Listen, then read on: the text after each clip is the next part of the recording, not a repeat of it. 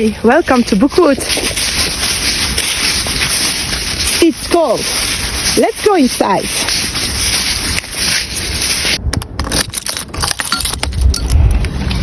Come in. I'm glad you chose to spend some time with me. Let's start reading for the second Orilium vlog. So before I dive into the books that we are reading, I want to excuse up front for the drama caused by our Yushki. I am about to go out to get the kids from school and he is in his bench to avoid any damage to the house when I am gone. And he's unhappy about that, especially because he can hear me talking. So I get back to you for the second vlog quite a long time after I closed up the first one. We are already the last full week of April. This is because I spent the first week listening to the second half of La guerre, céleste, partie 2 by Anna Triss that I started to listen to in my previous vlog. And also I had been reading a book that is not for Orilium or the spring equinox at least. So that is a book that you will have to discover in my monthly wrap-up.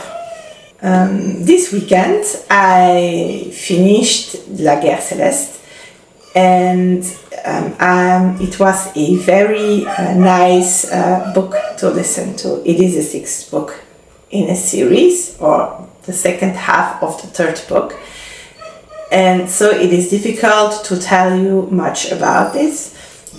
What I can tell is that in this part we are following the closing events of everything else that happened. We are in a fantasy world with a woman by now that is named Panama, and Panama had been trained since she was 6 years old to become an assassin, and once she becomes one, when she is 16, are set in motion a whole bunch of events that will lead up to a great war. During the 5 previous books we had small things happen that sometimes looked very unnecessary to be have such emphasis on, but in this last book, in this when the war is at its highest and when the Panama finds herself facing the antagonist, we will see what the connection with all these little events might be. A lot of characters have twists in their storylines, and many of those I didn't expect. It was a 4-star read for me, and I am happy that I continued this series, because for several tomes I thought that this book was dragging a little bit, that it lacked, I don't know, something. And my husband kept telling me, no, you need to go all the way to the end because it will all be revealed at that point. And that's indeed the case. I highly recommend listening to this series or reading it. It will normally soon be available in English. The weekend we just passed was Easter weekend, and when I finished my previous book, I decided to go on with my read for lore. And for lore I picked this Kerry Greenwood, Cocane Blues, which is the first book in a Miss Fisher series. For those who have no idea, you can watch this series on Netflix, or at least in Belgium you can. It is a lady detective in the 1920s, and I started out by watching this series and I really loved the 1920s vibe in it. I really loved the main character that is independent and knows where she wants to go and is very resourceful, and she just fixes it all. And when I discovered that there is a book series of it, I put it on my want to read list. And since I needed a book with a musical term in it, I decided that this would be a good time, since tralala is often used like in children's songs. And it's it's a sound, it's not a word. And it's being like representing singing and happy singing.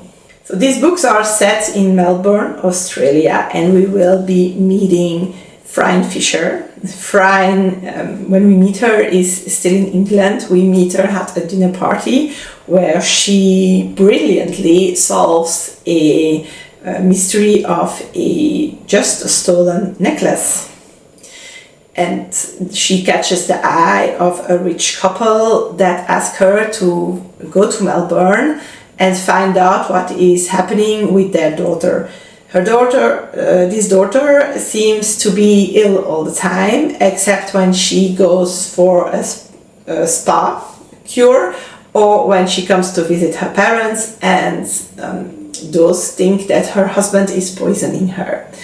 And we will follow Freida traveling to Melbourne, meeting a lot of people, getting settled in the Windsor Hotel, and dive into Melbourne's high society to get closer to this family, because the daughter is an adult and she's married. And seeing what is really happening with her health. We will also get dragged into a investigation on some other subjects. One is a little bit more delicate. It's about someone that is illegally ending pregnancies. And the other one is, like the title suggests, linked to a cocaine cartel. And during this book, Freida will be solving these mysteries. I enjoyed this read, but less than I hoped. I feel less the 1920s vibe that I so loved in the series. And also, I find that at some points I don't get how she goes from someone giving one point of information and then it becoming like all clear to her, oh yes, this, and it's never really explained. And maybe it is my autistic brain that doesn't get it, but at some point I'm like, oh, you lost me. But then I just went with it because I seem to have the same thing happening sometimes with Gaston Leroux-Rouletabille's series. But after all, I think that the dialogues are interesting. Freida is a fascinating character, and I will be reading more from this series. I know that the first 5 are translated, and then a whole bunch are not, and then a few are again, and then the later ones again not translated. So we'll see how far I'll get. This will not be a priority series, so it will pop up when the title goes to a prompt or when I'm specifically looking for mysteries to read. I finished this book over the Easter weekend, which is quite surprising, even if it is 247 pages, because that weekend was quite full of activities with our family. That is what you will see also in this vlog. To us, all these festivals in the year are a good point to give experiences to our family, more than to give gifts. And in Belgium, Easter is not especially bound to religion anymore, and it is more children's festival where the bells from Rome bring chocolate, eggs and gifts. And you will be able to discover in this vlog what kind of activities we did. I did start 2 other books, one audio, which is Le Secret du Faucon 2 by AD Martel. This series has not been translated. The title in English could be The Secret of the Falcon. And this is a young adult fantasy series by an author that is living not so far away from where I live.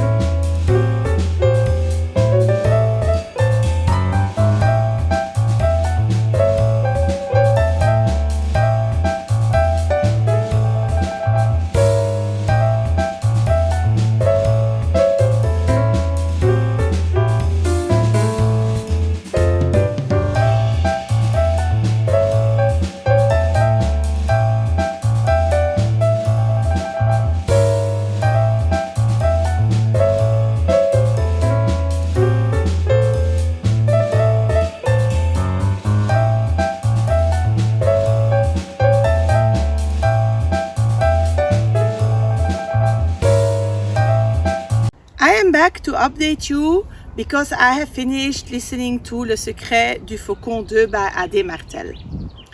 In the second tome we are still following Cyrielle, but this time after that she gets home when her monastery is raided in the first book. So at the end of book 1 she had to run again because she was excluded from her uncle's lands.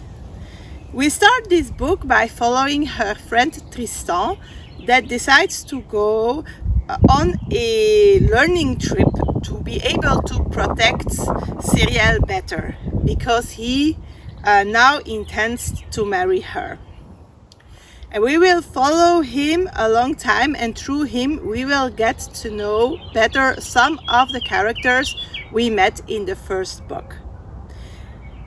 And after a while we will also start following Cyrielle again, and we will follow her path back to society. She was safe in the house of her former nurse and Tristan's mother, and now they have to leave this place due to some unexpected events. She will end up with the king of this country, and she will find in him an ally, or maybe not. It is difficult to tell more because that will spoil the story. What I can definitely say is that I was really surprised by this book. I expected it would go more into the romance way, but it did not, and it became quite a politic story, which I really much enjoy. I will most certainly be reading the next book in this series. I also finished The Teacher. I finished it way more sooner than I expected. This book really gripped me. I was so intrigued by the prologue, and I was very surprised at the end because it wasn't absolutely not what I thought it would be. I will not tell you too much about the plot because it is very quick spoiled in what happens. But I really loved the characters. I really loved how the whole story was set up and brought to us. I really recommend you this book, and I am sure that when the occasion presents itself, I will go for another Freida McFadden book. I had time to add in some more books, and I decided to try to fulfill the dive volunteer quest of the Eldia Adventure Board. For that, I have started Le Murmure de Acapic by Roxanne Bouchard, which is the third and the last book in the series of Detective Morales. I didn't read much about what this book is about, but I do know that it will take place on a boat, and that comes in handy since we need a book with a sea or ocean theme. I will come back to you when I finished that one.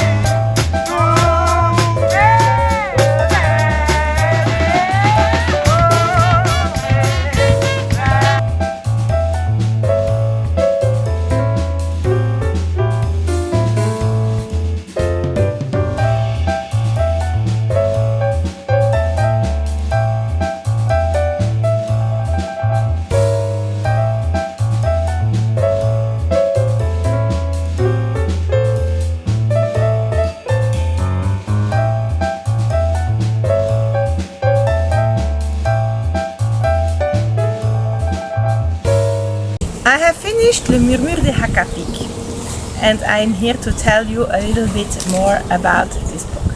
Let's start by a complete summary for it.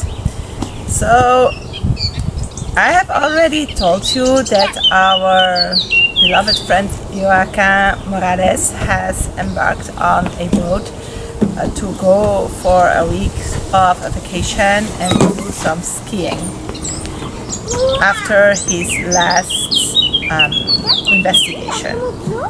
Just before the ships leave, a colleague of him comes running by and he brings with him a file that he wants his colleague to study during this trip because it has some intriguing facts, and it is about a drugs traffic.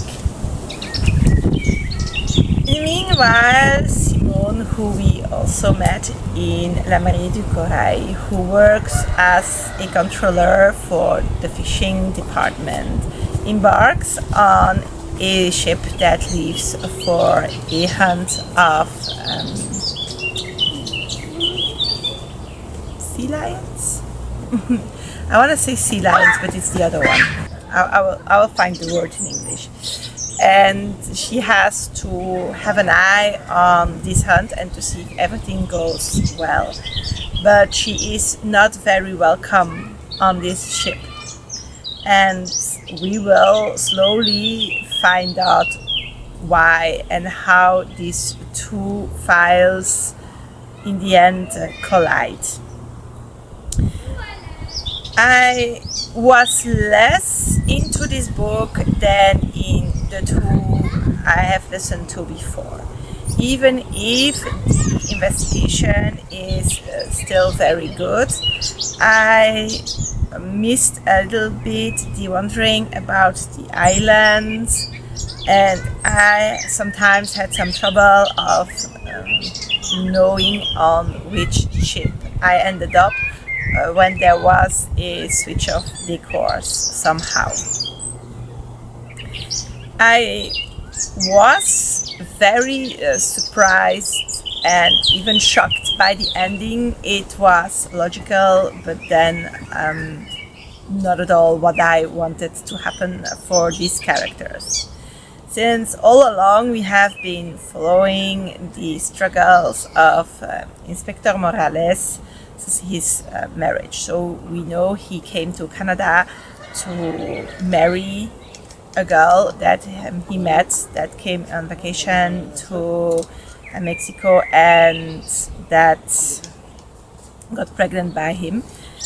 And when he leaves for the first time to Gaspésie, she is supposed to follow him after so many years of marriage, and she doesn't. She doesn't come around. And in the second book, we learn that this marriage is doomed to end up being a divorce.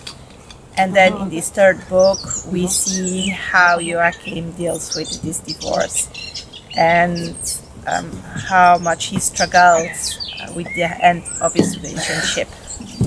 I still think that in these type of books, the investigations are the more important thing, but I must say that the background story of these three books was also very interesting because it touched such a delicate subject that was handled with a lot of care. I want to say, if you want to read a nice, calm investigation series, then you should pick this one. I think this is where we will wrap up this vlog, and I'll hope that you had a nice 2 weeks of reading for the Orilium readathon, and I hope to see you soon with my wrap-up, in which we will talk about even some more books that I have read this month.